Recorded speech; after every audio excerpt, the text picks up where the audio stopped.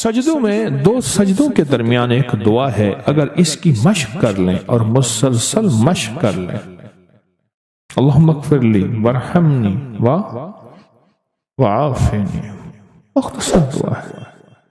اگر دو سجدوں کے درمیان اس دعا کا استحضار، اس پہ توجہ، اس پہ دھیان اور اس کی مشق کر لیں، زندگی کے وہ خزانے ملیں گے جو بڑے بڑے لوگ ڈھونڈتے ڈھونڈتے تھک گئے ہیں۔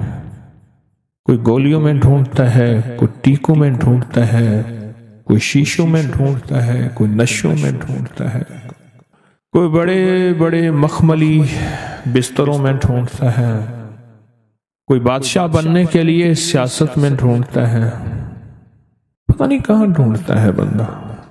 اس دعا میں وہ کائنات کے تین راز ہیں، اللہم اغفر لی ورحمنی وعافنی۔ سب سے پہلی چیز جو اللہ پاک جل شانہ بندے کو عطا فرماتے ہیں وہ اپنی رضا ہے، مغفرت کے خزانے ہیں۔ زمزم کی دعا کیا ہے؟ اللہم انی اسألک علما نافعا ورزقا واسعا وشفاء من کل داء۔ اس دعا جو اس دعا میں ایک حیرت انگیز ماصلت ہے، یکسانیت ہے، الفاظ کا فرق ہے، مفہوم ایک ہی ہے۔ آپ کبھی غور کیجئے گا، یہ جو دو رکوع کے درمیان، دو سجدوں کے درمیان جو دعا ہے، اللہم اغفر لی ورحمنی وعافنی، مغفرت فرما، رحم فرما، عافیت عطا فرما، عافیت عافیت، دل کی عافیت، دل کا سکون ہے، جذبوں کی عافیت، لاجواب زندگی ہے، ٹینشن فری لائف ہے، عافیت۔ کھانے میں عافیت ہے، یہ کھانا میرے لیے بیماری نہیں بنا، صحت بنا ہے۔ ایک قدم کے بعد دوسرے قدم پہ عافیت ہے، میں پھسلا نہیں ہوں، میں چلتا رہا ہوں، بیٹھا ہوں تو اٹھا ہوں، پھر اٹھ کے بیٹھ گیا ہوں، یہ بھی عافیت ہے۔ یہ نوالا خوراک کی نالی میں گیا ہے، پانی کی نالی میں نہیں گیا، پانی میں کی طرف جا رہا ہے، عافیت ہے۔ دیکھیں آپ ایک ہی وقت میں پانی بھی جا رہا، خوراک بھی جا رہی، سانس بھی جا رہی ہے، اب یہ سانس کی نالی میں چلا جائے، عافیت نہیں۔ قریب ہمارے ایک جاننے والے فوت ہوئے، صرف مچھلی کا کانٹا پھنس گیا، ساری زندگی مچھلی کھائی تھی، یہ کانٹا عافیت نہ بنا اور یہ کانٹا موت بن گیا۔ اللہم اغفر لی، معاف کر دے۔ جو ہمیشہ معذرت کرتا ہے نا، معافی مانگتا ہے ہمیشہ، رب اس کے لیے اپنے خزانوں کے دروازے، دولت ہے، رزق ہے، صحت ہے، عزت ہے، عافیت ہے، اللہ کھول دیتا ہے۔ عافیت مانگتا ہے اور معافی مانگتا ہے، ہر وقت معافی، ہر وقت معافی۔ اس دعا کی طاقت اپنی زندگی میں تاثیر، کمال۔ اچھا پہلے عادت بنا لیں، ایک وقت آئے گا یہ عادت عبادت بن جائے گی۔ پہلے عادت بنائیں، مراقبے کی عادت بنائیں پہلے، اور ایک وقت آئے گا پھر مراقبہ عادت سے عبادت پہ چلا جائے گا۔ سچی بات بتاؤں، دنیا کے مشغلوں میں ہم باخدا رہے، سب کے ساتھ رہتے ہوئے سب سے جدا رہے، کوئی ہمیں پہچان ہی نہیں سکے گا۔ رب وہ دل کی روشنی عطا فرمائے گا، مراقبے کی مشق اور مشق کی وجہ سے وہ روشنی عطا فرمائے گا جو جاگتی آنکھوں سے اللہ وہ دکھائے گا جو مجھے آپ کو بند آنکھوں سے نہیں دیکھ سکیں۔ اللہم اغفر لی ورحمنی وعافنی، چھوٹے سے الفاظ ہیں، زندگی میں رس گھول دیتے ہیں۔ بڑی بلائیں، آفتیں، مصیبتیں، تکلیفیں، مشکلات، الجھنیں، ان کو زندگی سے نکال کے دھو دیتے ہیں۔ بہترین شہزادوں جیسی زندگی رب گزرواتا ہے، چاہے چھوٹا گھر ہو یا ایک چارپائی ہو یا ٹوٹی کھاٹ ہو۔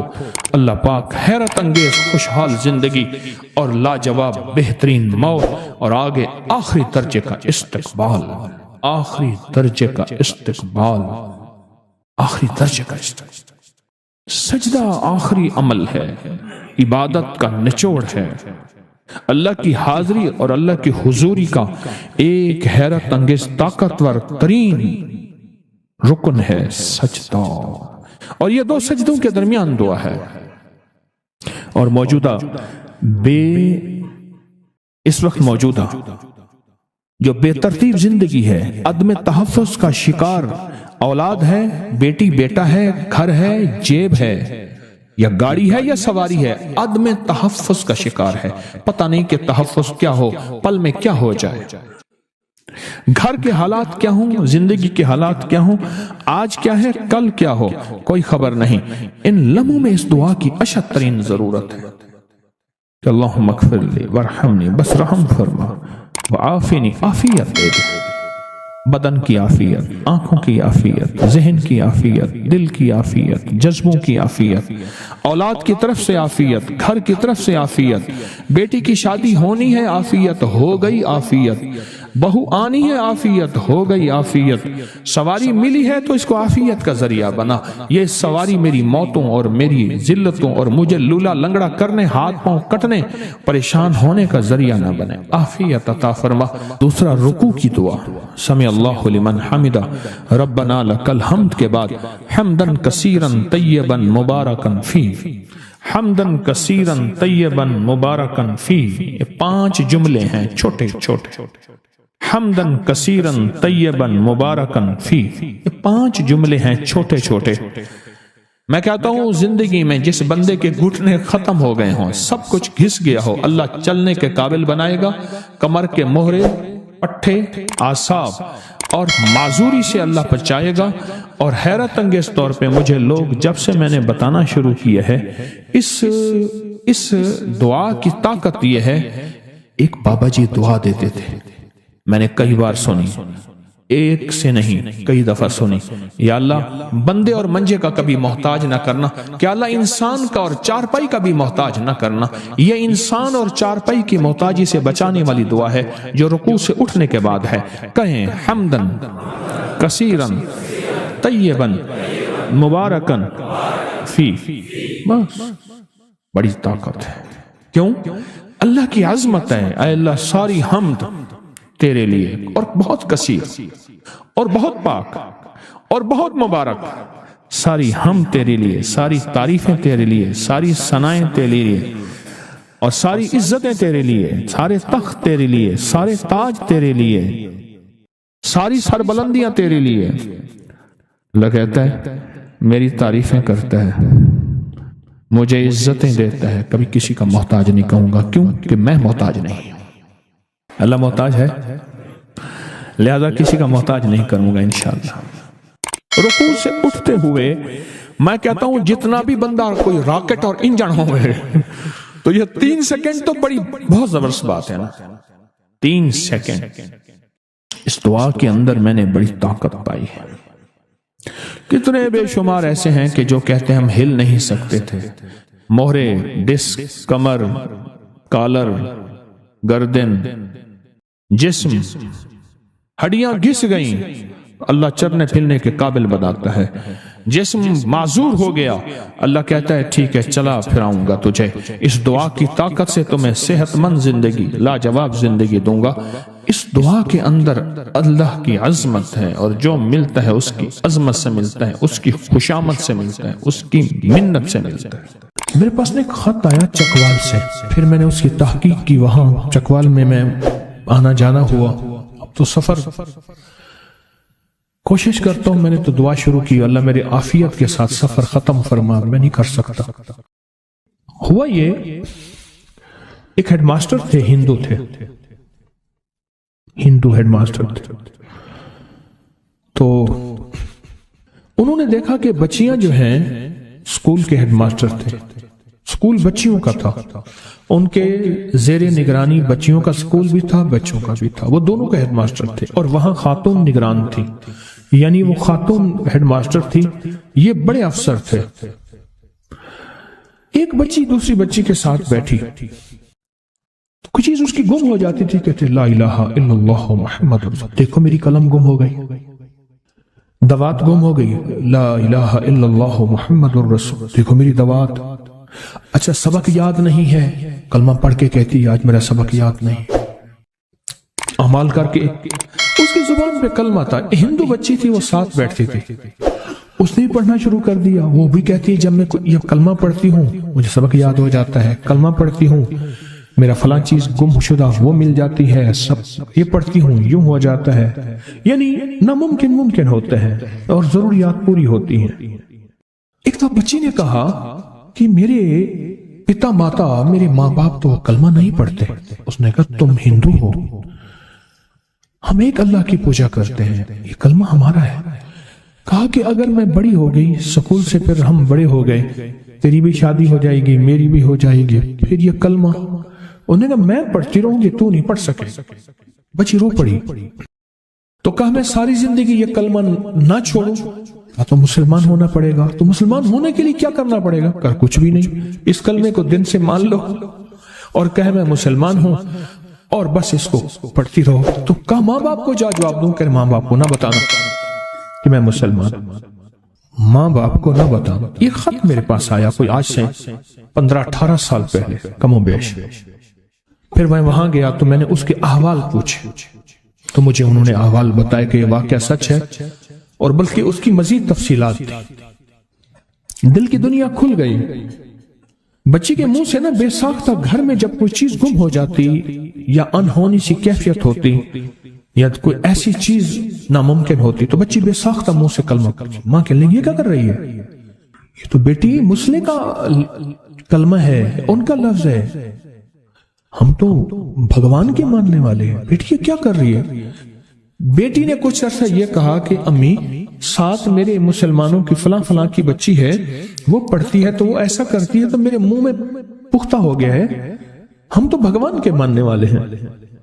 لیکن کچھ عرصے میں ماں نے محسوس کیا کہ اس کے اندر کی کیفیت مسلمان والی ہے, اور ایک دفعہ ماں نے اس کو چھپ کے نماز پڑھتے دیکھا. بہت مارا, باپ آیا اس نے مارا. آخر کار جب مار ہو گئی تو اس نے کہا جو کلمہ مار پڑھنی تھی پڑھ گئی, میں تو مومن ہو گئی, میں اسلام لے آئی. اس کا اسکول جانا بند کر دیا, اس کو گھر میں قید کیا اور قید کی سختیاں کہ یہ چھوڑ دے. پھر کیا نرمیاں محبتیں, یہ کر لو یہ ملے گا یہ دیں گے. اور نے کہا نہیں, اللہ محبب الینا الایمان, اللہ یہ کلمہ اور ایمان میرے لیے ہر چیز سے زیادہ محبوب کر دے. وزینہ فی قلوبنا, اور میرے دل میں اتنا مزین اور منور ہو جائے کہ اس کے علاوہ میرے دل کا کوئی اور زیور ہو ہی نہ, یہی میرا زیور ہو. وَقَرَّ إِلَيْنَا الْكُفْرَ وَالْفُسُوقَ وَالْعِصْيَانَ, اور اس کی وجہ سے ساری چیزوں سے مجھے کراہت ہو جائے. وہ کفر ہے, فسوق ہے, وہ عصیان ہے, وہ خطا ہے. وَجَعَلْنَا مِنَ الرَّاشِدِينَ, اللہ ایسے لوگوں سے میں شامل کر دے جنہیں تو نے رشد و ہدایت دی ہے. وَجَعَلْنَا مِنَ الصَّالِحِينَ, ایسے لوگوں میں شامل کر دے جو تیرے رجسٹر میں نیک بندے یا تیرے ولی ہیں ان میں شامل کر دے. آخر کار انہوں نے بچی کو زہر دے دیا اور بچی مر گئی. گھر کے اندر اس کو دفن کر دیا اور اطلاع کی کہ سکول گئی تھی, کوئی اغوا کر کے لے گیا. رونا پیٹنا رہا, گھر میں پریشانی رہی. گھر کے اندر کے کمرے میں اس کو جو ہے وہ دفن کر دیا. سال گزر گئے, قصہ پاری نہ ہو گیا, لوگ بھول بھال گئے یہ کیا ہوا کیسے ہوا, سب کچھ بھول گئے. بھولنے بھالنے کے بعد تقسیم ہند کا اعلان ہوا 1947. وہ ہندو خاندان چلا گیا, وہاں سے کوئی مسلمان خاندان آیا, اس گھر میں رہا. 1952 میں وہ جگہ کمزور ہو گئی جہاں انہوں نے دفن کر کے اس کو, قبر تو بنائی تھی, گڑھا کھود کے بس دفن کر دیا.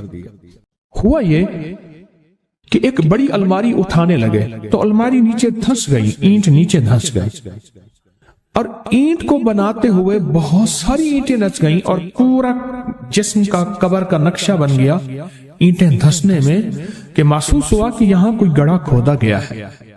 پورا نقشہ بن گیا اور انہیں کھولا. جو مقامی مسلمان رہتے تھے ان میں سے ایک صاحب کو اطلاع ملی تو انہوں نے کہا لگتا یہ ہے کہ یہ اسی بچی کی قبر ہے. عام تو ہم بھی شک میں تھے کہ بچی ایک دم غائب کیسے ہو گئی, یہ اسی کی قبر ہے. کھودا تو اس کی میت بالکل ٹھیک ٹھاک پڑی ہوئی تھی, ہر چیز صحیح پڑی ہوئی تھی, ہر چیز صحیح پڑی ہوئی تھی. اس کو اٹھایا, علماء سے پوچھا, جو بھی تدفین کی ترتیب تھی اس کو مسلمانوں کے قبرستان میں دفن کیا. رات کو اس خواب میں آئی اس خاتون کی جس نے پہچان کی تھی کہ یہ ہمارے پڑوسی تھے, عمر کی بڑی خاتون تھی. اس طرح سے یہ ہوا, پہچان خواب میں آئی کہ میں جس وقت آپ نے مجھے اٹھایا تھا میں اس وقت بھی کلمہ پڑھ رہی تھی, اور جس وقت مجھے زہر دیا گیا تھا, میرے ماں باپ نے مجھے زہر دیا تھا, اس نے خود بتایا مجھے زہر دیا تھا اور میں نے کلمہ نہیں چھوڑا تھا, اور سارا قصہ سنایا, میں نے اس طرح سختیاں برداشت کی, اور پھر مجھے زہر دیا اور مجھے علم تھا یہ کھانے میں زہر ہے. ان کی آنکھیں, ان کی کیفیت میرے ماں باپ کی بتا رہی تھی, جس میں میرے لیے نفرت بھی تھی اور درد بھی تھا. تھی تو اولاد تو تھی, اور کہا میں نے وہ زہر لے رہی تھی اور کہہ رہی تھی کہ اللہ اس زہر سے اگر میں مر جاؤں تو میری کلمے والی موت مجھے عطا کرنا, اور مجھے کلمے والی موت ملی, اور آج اللہ کی نعمتوں میں جنت میں ہوں. بس ایک افسوس ہے, وہ افسوس یہ ہے کہ میرے ماں باپ میرے ساتھ جنت میں نہیں آ سکیں گے, وہ کلمے کی موت نہیں مرے. اللہ پاک اپنے بندوں کی محبت میں وہ رحمتوں کے جھروں کے بھیجتا ہے کہ خود بندے بھی حیران ہوتے ہیں اور فرشتے بھی حیران ہوتے ہیں. خالق ہے, سارے مخلوق ہیں, چاہے فرشتے ہوں یا انسان. اپنے بندوں سے محبت, الفت اور آخری محبت اور آخری شفقت, اور جو شخص اس کے بندوں سے محبت کرتا ہے پھر اللہ اس سے محبت میں لگ جاتا ہے. یہ اس کریم کا ایک خاص نظام ہے. جو اس کے بندوں سے محبت کرتا ہے میرا رب اس سے محبت کرنے لگ جاتا ہے. اللہ کہتا ہے تو میرے بندوں سے محبت کرتا ہے. سلام بھیجنے والا اصل میں ایک پیغام دے رہا ہے کہ میں تجھ سے محبت کرتا ہوں اور تیری سلامتی کا خیر, تیری سلامتی کی اور خیر خواہی چاہتا ہوں کہ تو سدا سلامت رہے, دکھوں سے, حادثوں سے, تکلیفوں سے, مسائل سے, مشکلات سے, پریشانیوں سے, الجھنوں سے, ناکامیوں سے, ٹھوکروں سے, فقر سے, فاقے سے, غربت سے, تنگ دستی سے, جادو سے, جنات سے, مسائل سے, مشکلات سے, نظر بد سے, حاسدین سے, شر سے, فساد سے. یہ اصل میں سلام کرنے والا یہ پیغام دیتا ہے کہ تجھ پہ سلامتی ہو. آج لقمہ کھایا ہے تو کل بھی کھاتا رہے, آج گھونٹ نگلا ہے تو کل بھی نگلا رہے. ایسا نہ ہو یہ گھونٹ نہ نگلے اور تجھے پلاسٹک کا پائپ لگ جائے اور اس کے ذریعے غذا جانی ہو. تجھے میں سلامتی کی دعا کرتا ہوں. آنکھ بند ہے تو کل کھل بھی جائے, کھل گئی ہے تو بند بھی ہو جائے. منہ کھلا ہے تو بند ہو جائے, پھر بند ہے تو کھلا رہ جائے. قدم اٹھے ہیں تو اٹھتے رہیں, کوئی فالج, کوئی پیرالائز, کوئی بیماری ایسی نہ ہو تیرے قدم ہی نہ اٹھ سکے. آج پہلو بدل رہا کل بھی بدلتا رہے, کوئی ایسی تکلیف, ایسی پریشانی, ایسی الجھن نہ ہو کہ تجھے پہلو بدلنے میں مشکل ہو جائے. ایک بندہ صرف سلام کے ذریعے اصل میں سارا پیغام یہی دیتا ہے. جسے بظاہر ہم سلام کہتے ہیں وہ سارا پیغام یہی, یعنی اس لفظ سلام کے اندر یہ ساری دعائیں, یہ ساری کیفیتیں اور یہ سارے احساسات چھپے ہوئے ہیں. یقین جانیے بعض وقت لفظ سلام کو اور مجھے سلام کرنا ایک جمعدار نے سکھایا تھا. میں روزانہ کالج جاتا تھا, ایک گھر کے اندر سے ایک گلی تھی, گلیوں سے نکل کے شارٹ میں سڑک پہ جاتا تھا, پھر وہاں سے کالج جاتا تھا. ایک جمعدار کھڑا تھا تو اس نے اپنے انداز میں مجھے بات کی, اپنے انداز سے, اور مجھ سے کہنے لگا خان صاحب آپ ہمیں کبھی سلام نہیں کرتے, ہم جمعدار ہیں, غریب ہیں, اس لیے. ایسی بات چوٹ لگی, ایسی چوٹ لگی. یعنی اس وقت میرے بھی گزرنے کا وقت ہوتا تھا اور اس کا جھاڑو اور نالیاں صاف کرنے کا وقت. ایسی چوٹ لگی. پھر اگلی چوٹ ایک بندے نے ماری, وہ بھی کالج میں, جس کا واقعہ میں نے کئی بار سنا ہے. پہلی چوٹ تو اس بندے نے کہ مجھے سلام کرنا چاہیے ہر کسی کو. کل کی بات ہے, میں بیٹھا تھا تو ایک بندے نے کہا جی میں نے آپ کو 3 دفعہ سلام کیا. کسی سوچ میں گم تھا, میں نے کہا جی میں آپ کو 3 دفعہ جواب دیتا ہوں. پھر میں نے اس کو 3 دفعہ جواب دیا. درود محل میں بیٹھا تھا تو اس نے مجھے کہا جی آپ کو میں نے 3 دفعہ سلام کیا. کسی خیال میں سوچوں میں بیٹھا, میں نے سنا ہی نہیں. وہ جو اگلی چوٹ کہ صاحب کو دیکھا ایسے लड़खड़ा के चलते थे जैसे उनकी टांगें लकड़ी की बनी हुई हैं या मसनूई बनी हुई हैं, और बहुत तेज चलते थे और हर किसी को अस्सलाम वालेकुम अस्सलाम वालेकुम, हर किसी को सलाम करते थे, हर किसी को सलाम। वो वक्त मेरे कॉलेज जाने का होता था और बाज़ औक़ात आने का भी होता था। कॉलेज से वापसी 2 बजे छुट्टी होती थी। एक दफा मैंने उससे पूछा, मैंने कहा आप ये क्या करते हैं? उसने जो अपना वाक़या सुनाया, मैंने इसको कई बार तफसील से सुनाया हुआ है। कहने लगा कि मेरे ऊपर से बहुत बड़ा ट्रक गुजर गया, निचला धड़ हड्डियां चिकना चूर हो गया। मुझे जब होश आया तो उन्होंने कहा जी यहाँ दस्तखत करें कि आपकी निचली दोनों टांगें काटनी पड़ेंगी, अगर ना काटी तो या ये हड्डियां अंदर गल जाएंगी और पीप पड़ जाएगी जिसे इन्फेक्शन कहते हैं, या यह है कि ये पत्थर की हो जाएंगी और सारी जिंदगी तुम्हें इसका बोझ नहीं उठा सकोगे। तुम्हारे धड़ को हम इसके वजन से हटाना चाहते हैं, फिर मसनूई टांगे लगा देंगे, बिसाखियां होंगी, जो भी होगी। मैंने कहा नहीं, मैं अपनी टांगे नहीं कटता नहीं देखना चाहता, मैं नहीं देखना चाहता। इनकार कर दिया। मैं ठीक हो गया, सेहतियाब हो गया, लेकिन टांगे निचले कोई पता नहीं होता था, मक्खी बैठी है, चींटी काट रही है, कोई खबर नहीं थी, निचला धड़ खत्म। कोई अरसा पड़ा रहा। एक दफा एक साहब इयादत करने लोग आते थे, तसल्ली दे के चले जाते थे। एक साहब आए, तुम ऐसा करा करो, व्हील चेयर में बैठ के अपने दरवाजे में बैठ जाया करो, आते जाते को सलाम किया करो। कोई अल्लाह का वली होगा ऐसा जो कहेगा वालेकुम अस्सलाम, बस तेरा काम बन जाएगा, अल्लाह के वली की दुआ लग जाएगी। क्या पता किस रंग में कोई खिजर है, किस रंग में कोई वली है, किस रंग में कोई करीम का दोस्त है, और किस कैफियत में अल्लाह का वली है कि बाजार समझ ही नहीं आती। हम तो जाहिर को देखते हैं, वो दिल की दुनिया तो वो करीम जाने। कोई किसी दुर्वेश की तुझे दुआ लगेगी वो तो ठीक हो जाएगा, बिल्कुल ठीक हो जाएगा। मुझे ये दलील जो उसकी बात थी, ये छोटी सी, मेरे दिल को लगी, बहुत लगी। मैंने कहा ठीक है। दरवाजे पे व्हील चेयर में मुझे घसीट के बिठा देते थे, आने जाने वालों को सलाम करता था, आने जाने वालों को सलाम करता था। फिर मेरे जी में आया कि ये नफा थोड़ा है, इसको ज्यादा बढ़ाना चाहिए।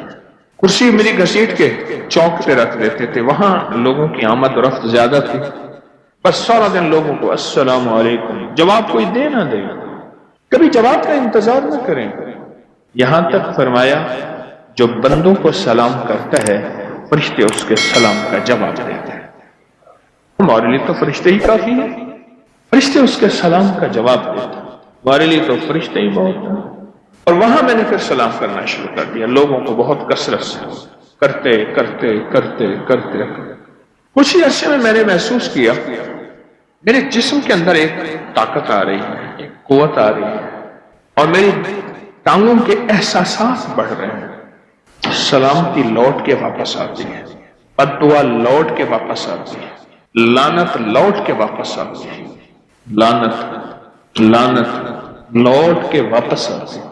सारा दिन बाल बंदों का काम लानतें देना, बद्दुआ देना। उन्हें इल्म नहीं है कि जिसको लानत दे रहा है वो बाज़ औक़ात इस काबिल नहीं होता कि लानत के काबिल हो। कोई हजारों लाखों में से होंगे भी सही, पर लाखों लानत के काबिल नहीं होता, और ये लानत दे रहा है, घूमती है और घूम के वापस आके इसी के गले में लानत टोक बन के इसके गले में, और बाज़ औक़ात नस्लों तक चलती हदीस आए, हदीस मुबारक है। और इस तरह दुआ और इस तरह सलामती, सलाम करने वाला सलामतियां बिखेर रहा है। अल्लाह का नाम है या सलाम हो, सलाम अल्लाह का नाम है। हर नाम के अंदर खैर है और सिफात है, और हर नाम के अंदर एक बरकत है, और हर नाम नूर से मुज़य्यन मुनव्वर है। हर नाम के अंदर शिफा भरी हुई है, राहत भरी हुई है, रहमत भरी हुई है, खैर भरी हुई है, बरकत भरी हुई है। अल्लाह जल्ल शान को ये सिफाती नाम है, इनमें भरा हुआ है सब कुछ। अच्छा, हमें इसका थोड़ा सा पता है, अल्लाह के यहाँ इसमें क्या खैर है और अल्लाह के यहाँ इसमें क्या बरकत है, मेरा रब ही जाने। अब इसने जो सलाम किया वो इसकी तरफ चीज लौटना शुरू हो गई, बस यही मतलब था, वो चीज लौटे इसकी तरफ। कहने लगे मेरे पाँव में, टांगों में ऐसा सांस बढ़े, وہ خیر لوٹنا شروع ہوئے اور اس کے کاموں کے احساسات بڑھنا شروع ہوئے، اس کے اندر کی کیفیات، احساسات، بس یہی تھا، اسے یقین ہو گیا۔ اللہ پاک بعض اوقات کسی تسبیح، غور سے یہ فکرہ میرا یاد رکھیے گا ہمیشہ، اللہ پاک بعض اوقات کسی تسبیح، کسی وظیفے، کسی دعا، کسی عمل کا کمال دکھاتے ہیں، تھوڑا سا دکھاتے ہیں کہ بندے تو یہ یقین آ جائے کہ ہم ہیں اور تاثیر بھی رکھتے ہیں، طاقت بھی رکھتے ہیں، اور ہم جو چاہتے ہیں کر لیتے ہیں۔ آج بھی وحی کی برکات موجود ہیں، دوسرے لفظوں میں وحی کی برکات، قرآن وحی اور فرمان مصطفیٰ وحی، قرآن بھی وحی اور فرمان مصطفیٰ بھی وحی، میرے وحی ہے، عرشوں سے آئی ہے، اور آج بھی اس کی برکات موجود ہے اور 100% موجود، اس کی تاثیر، اس کا کمال موجود ہے، یقین ہے۔ کہتے ہیں میں نے پھر آہستہ آہستہ بیساکھیاں لی، سہارے لیے، سلام والا عمل نہ چھوڑا، اور پھر چلنا شروع ہوا۔ آج وہی ٹانگیں ہیں جس کی ہڈی ہڈی چورا ہے، جس کا حصہ حصہ ٹوٹا ہے، اور وہی میرے ساتھ مجھے چلاتی ہیں، اور میں چلتا ہوں، اور میری چال کا بڑے بڑے مقابلہ نہیں کر سکتے۔ اور واقعی ایسا جس عمل کی وجہ سے میں یہاں تک پہنچا ہوں، یعنی وہ چال پہ پہنچا ہوں، میں اس عمل کو کیسے چھوڑوں؟ میں بات کر رہا تھا اور اس ضمن میں واقعہ سنایا تھا کہ میرے اللہ کو بندوں کی خیر خواہی بہت پسند ہے، اور جو بندوں کی خیر خواہی چاہتا ہے میرے اللہ کے ہاں وہ پسندیدہ بن جاتا ہے، اور میرا اللہ کہتا ہے فرشتوں جاؤ، ایسا کرو، ایسا کرو، اسے ہاتھ ملاؤ، اس کے پاؤں کے نیچے پر بچھاؤ، اسے مصافحہ کرو۔